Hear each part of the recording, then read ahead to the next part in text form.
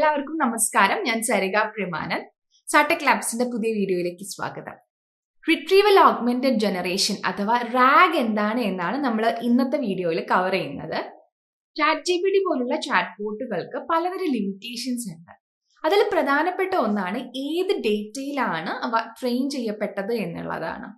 ഉദാഹരണത്തിന് 2024 വരെയുള്ള ഡേറ്റയിൽ ട്രെയിൻ ചെയ്യപ്പെട്ട ഒരു മോഡലിന് അതിനുശേഷം സംഭവിച്ച കാര്യങ്ങളെക്കുറിച്ച് അറിവുണ്ടായിരിക്കില്ല.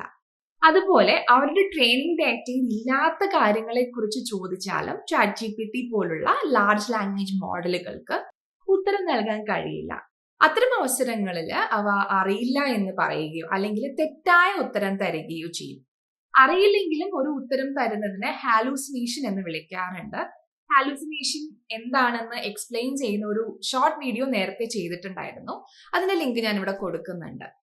ഓക്കെ, അപ്പൊ നമുക്ക് റാഗ് എന്താണെന്ന് മനസ്സിലാക്കാൻ ഒരു ഉദാഹരണം പറയാം. നിങ്ങളുടെ കമ്പനിക്ക് ഒരു കസ്റ്റമർ സപ്പോർട്ട് ചാറ്റ് ബോട്ട് വേണം. ഒരു കസ്റ്റമർ ചാറ്റ് ബോട്ടിനോട് ചോദിക്കാൻ പോകുന്നത് നിങ്ങളുടെ പ്രൊഡക്റ്റിനെ പറ്റി അല്ലെങ്കിൽ സർവീസിനെ പറ്റിയിട്ടുള്ള വിവരങ്ങളായിരിക്കും. അതൊരിക്കലും ChatGPTയുടെയോ വേറെ ഏതെങ്കിലും ഒരു LLMന്റെയോ കയ്യിലില്ല. അതുകൊണ്ട് തന്നെ നമ്മുടെ ഡേറ്റ നോക്കി ഉത്തരം പറയുന്ന ഒരു ചാറ്റ് ബോട്ട് വേണം നമുക്ക്. അതിന് നമ്മൾ ചുമ്മാ ChatGPT ഉപയോഗിച്ചാൽ പോരാ, അതിനുള്ള ഒരു മാർഗമാണ് ഈ റാഗ് എന്ന് പറയുന്നത്. ഈ വീഡിയോയിൽ നമ്മൾ കവർ ചെയ്യാൻ പോകുന്ന കാര്യങ്ങൾ എന്താണെന്ന് ഞാൻ ആദ്യം തന്നെ പറയാം. റാഗ് എന്താണ്, ഇതിന്റെ ആവശ്യം എന്താണ്, റാഗ് എങ്ങനെ പ്രവർത്തിക്കുന്നു, പരമ്പരാഗത ലാംഗ്വേജ് മോഡലുകളുമായിട്ടുള്ള ഒരു താരതമ്യം, റാഗ് ഉപയോഗിക്കുന്ന റിയൽ വേൾഡ് മേഖലകൾ, റാഗ് ആപ്ലിക്കേഷനുകൾ നിർമ്മിക്കാനുള്ള ടൂളുകളും ഫ്രെയിംവർക്കുകളും, ഇതൊക്കെയാണ് നമ്മൾ കവർ ചെയ്യുന്നത്. ഇതെല്ലാവർക്കും മനസ്സിലാവുന്ന രീതിയിലാണ് ഞാൻ പറയാൻ ശ്രമിക്കുന്നത്. ടെക്നിക്കൽ കാര്യം എന്ന് കരുതി ആരും വീഡിയോ സ്കിപ്പ് ചെയ്യരുത്. നമുക്ക് ആരംഭിക്കാം.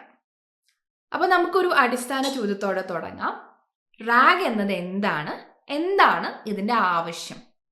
നമുക്കറിയാം, ഈ വലിയ ലാർജ് ലാംഗ്വേജ് മോഡൽസ് അല്ലെങ്കിൽ ഭാഷാ മോഡലുകൾ, ChatGPT, GPT-4 ഒക്കെ പോലുള്ളത്, ഇവ വമ്പിച്ച ഡേറ്റ ഉപയോഗിച്ചിട്ട് ട്രെയിൻ ചെയ്യപ്പെടുന്നുണ്ട്.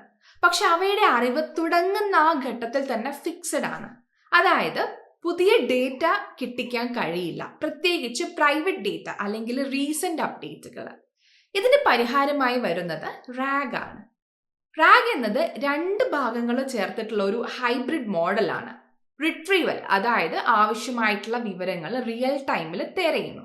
പിന്നെ ഉള്ളത് ജനറേഷൻ, അതിന്റെ ഈ റിട്രീവൽ ഡേറ്റയുടെ അടിസ്ഥാനത്തിൽ തത്സമയത്തിൽ ഉത്തരം ഉണ്ടാക്കുന്നു. ഉദാഹരണത്തിന് ഒരാളോട് എല്ലാ കാര്യങ്ങളും ഓർക്കാൻ പറയുന്നത് പോലെ അല്ല, മറിച്ച് വേണ്ട വിവരം തിരഞ്ഞു കണ്ടുപിടിച്ച് അതിന്റെ അടിസ്ഥാനത്തിൽ ഉത്തരം പറയുക എന്നുള്ളതാണ് റാഗ്. ഇതിനെ നിങ്ങളെല്ലാം ഉപയോഗിച്ച് കാണാൻ സാധ്യതയുള്ള ഒരു ഉദാഹരണം പറയാം. ChatGPTയിലെ സെർച്ച് ഫീച്ചർ. ഇത് നമ്മുടെ ചോദ്യം ഇന്റർനെറ്റിൽ തിരയുകയും കുറച്ച് പുതിയ വിവരങ്ങൾ റിട്രീവ് ചെയ്യുകയും ചെയ്യുന്നു. എന്നിട്ട് അതുപയോഗിച്ച് നമ്മുടെ ചോദ്യത്തിനുള്ള ഉത്തരം നൽകുന്നു. അപ്പൊ എല്ലാവർക്കും റാഗ് എന്താണെന്ന് മനസ്സിലായി കാണുമെന്ന് കരുതുന്നു. ഇനി നമുക്ക് റാഗ് സിസ്റ്റംസ് എങ്ങനെ പ്രവർത്തിക്കുന്നു എന്ന് നോക്കാം. 4 ഘട്ടങ്ങളിലാണ് പ്രധാനമായും ഇതിനുള്ളത്. ഫസ്റ്റ് വൺ ക്വയറി നൽകലാണ്. ഉപയോക്താവ് ഒരു ചോദ്യം ചോദിക്കുന്നു. ഇപ്പോൾ ഒരു ഉദാഹരണം നോക്കുകയാണെന്നുണ്ടെങ്കിൽ, ലാസ്റ്റ് മന്തിന്റെ സെയിൽസ് റിപ്പോർട്ടിന്റെ അത് സംഗ്രഹിക്കുക എന്നുള്ള പോലെ ഒരു ചോദ്യം ചോദിക്കുക. അതാണ് ഒരു ക്വയറി. സെക്കൻഡ് സ്റ്റെപ്പ് ഡോക്യുമെന്റ് തിരയൽ. സിസ്റ്റം ഒരു വെക്ടർ സെർച്ച് അല്ലെങ്കിൽ ഹൈബ്രിഡ് സെർച്ച് പോലുള്ള മാർഗങ്ങളിലൂടെ ഡേറ്റാബേസ്, ഡോക്യുമെന്റുകൾ തുടങ്ങിയവയിൽ നിന്ന് പ്രസ്തുത വിവരങ്ങൾ തിരയുന്നു. ഫയൽ, ഇലാസ്റ്റിക് സെർച്ച്, പൈൻകോൺ തുടങ്ങിയവ ഉപയോഗിക്കുന്നു.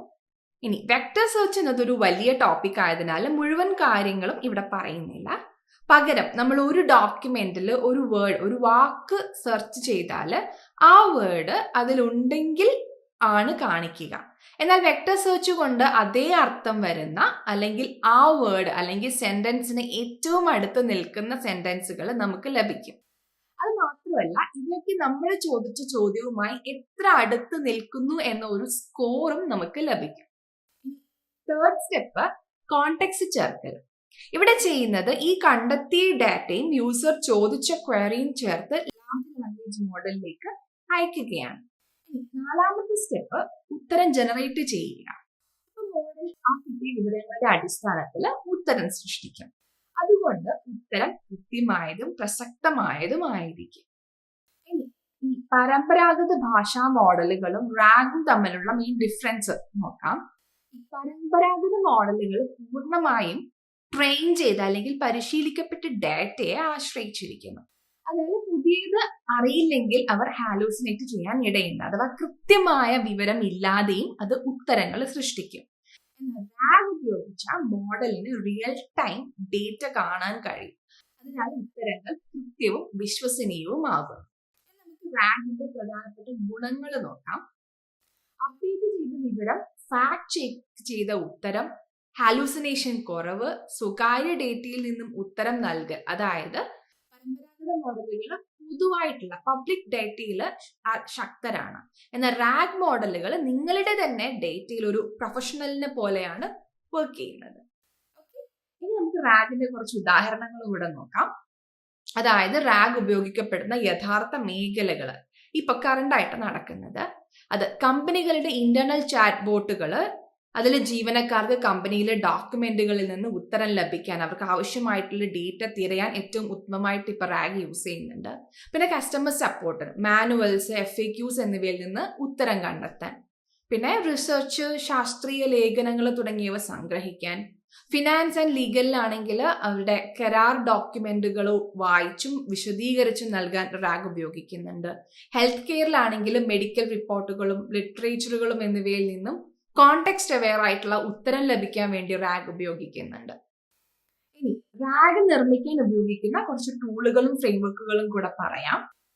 റാഗ് ഉപയോഗിച്ച് നിങ്ങൾക്ക് സ്വന്തമായ ഒരു ചാറ്റ് ബോട്ട് നിർമ്മിക്കണം എങ്കിൽ നിങ്ങൾ എന്തായാലും അറിഞ്ഞിരിക്കേണ്ട ടൂളുകളാണ് ലാങ്ചെയിൻ. പൈത്തണിൽ പവർഫുൾ റാഗ് പൈപ്പ്ലൈൻ നിർമ്മിക്കാൻ ഇത് നിങ്ങൾക്ക് ഉപയോഗിക്കാം.